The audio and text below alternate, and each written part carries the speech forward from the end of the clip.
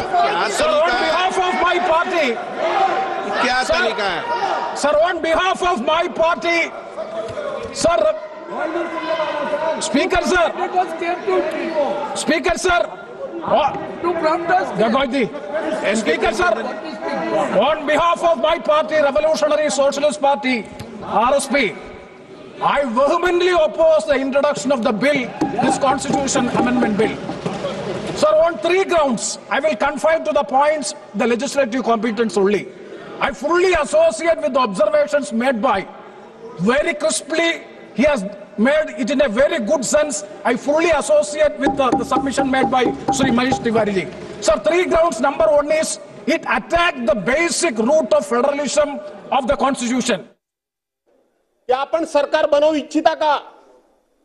आपण सरकार बनवू जर इच्छिता असाल तर सरकार आपण बनवत असताना राज्यपाल महोदयांनी तारीख जाहीर करायची असते. या तारखेला या ठिकाणी इतके वाजता त्या ठिकाणी तुम्हाला नवीन सरकारला शपथ देता येईल हे राज्यपाल महोदयांनी सांगायचं असतं. आपल्याला जागा बदलायची असेल तर राज्यपाल महोदयांना विनंती करावी लागते की आम्हाला या ठिकाणी शपथ घ्यायची नाहीये, आम्हाला या ठिकाणी शपथ घ्यायची आहे. जशी आम्ही माननीय उद्धव साहेबांची शिवतीर्थावर सभा शपथ घेतली, माननीय मनोहर जोशी यांची मुख्यमंत्री म्हणून आणि गोपीनाथराव मुंडे यांची उपमुख्यमंत्री म्हणून आम्ही शिवतीर्थावर शपथ घेतली. 2014 साली देवेंद्र फडणवीस यांनी राज्याचे मुख्यमंत्री म्हणून वानखेडे स्टेडियमवर घेतली. राज्यपाल महोदयांची परवानगी घेऊन घेतली. राज्यपाल घटनात्मक पद आम्ही आहे म्हणतो, राज्यपाल हे संविधानिक पद आहे असं म्हणतो.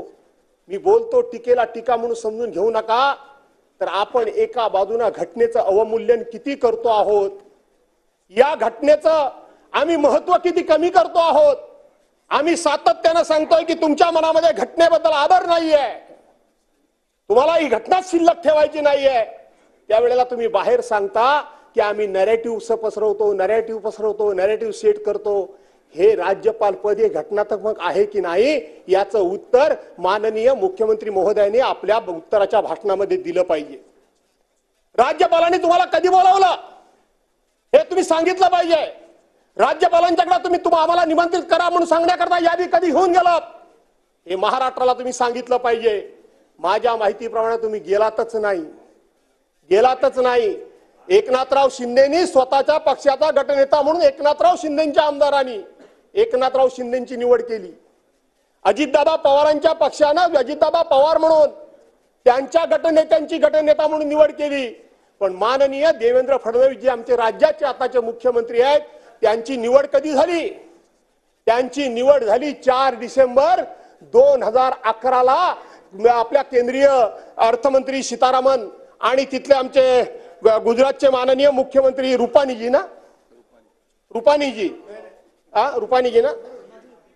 माजी मुख्यमंत्री रुपानीजी ते आले आणि त्याच्यानंतर 11 वाजता बैठक झाली. आणि 11 वाजता बैठक झाल्यानंतर 4 तारखेला हे 3 पक्षाचे 3 नेते राज्यपाल महोदयांच्याकडे गेले की आम्हाला शपथ घ्यायची आहे. त्याच्यानंतर 4 तारखेला गेले. आठवण करा, हे 4 तारखेला गेले. पण प्रत्यक्षपणे आझाद मैदानावर ते ज्या ठिकाणी शपथ घेणार होते त्या मंडपाचं काम कधी सुरू झालं? त्या मंडपाचं काम कोणी सुरू केलं? त्या मंडपाचं काम कोणाकरता सुरू केलं? कोण मुख्यमंत्री होणार होता? कुणी ठरवलं? राज्यपाल महोदयांनी ठरवलं की आणखीन कुणी ठरवलं? हे घटनात्मक पद जर असेल तर या घटनात्मक पदाचा अधिकार काय? हा माझा खरा प्रश्न आहे, माझा धोरणात्मक प्रश्न आहे, माझा टीकात्मक प्रश्न घेऊ नका. घ्यायचा कसा तो काही घ्या. कोणी ठरवलं? 22 मुख्यमंत्री येणार आहेत 5 तारखेला. देशातले 22 मुख्यमंत्री येणार आहेत. राज्यात देशाचे पंतप्रधान माननीय नरेंद्रभाई मोदी त्या ठिकाणी शपथविधीला येणार आहेत. त्या ठिकाणी गृहमंत्री महोदय येणार आहेत, केंद्रीय मंत्री येणार आहेत, असे सगळे येणार आहेत. यांच्या तारखा जाहीर झाल्या, यांचा कार्यक्रम इथं आला, यांचा दौरा नक्की झाला, तरी राज्यपालांकडून कुठल्याही प्रकारची त्या संदर्भामध्ये अधिसूचना निघालेली नाही. राज्यपालांना इतक्या पद्धतीने गृहीत धरता. राज्यपाल हे एका कुठल्या तरी पक्षाचे असतात हे मला मान्य आहे, पण त्या खुर्चीवर बसल्यानंतर किमान त्या पदाची गरिमा राहिली पाहिजे, त्या पदाचा मान सन्मान राहिला पाहिजे, त्या पदाचं महत्व राहिलं पाहिजे, याचं भान राज्यपाल महोदयांना आहे की नाही? याचं भान राज्यपाल महोदयांना आहे की सन्माननीय नाही? सदस्य, कशाबद्दल सन्माननीय राज्यपालांनी- सदस्य, राज्यपालाचं अभिभाषण.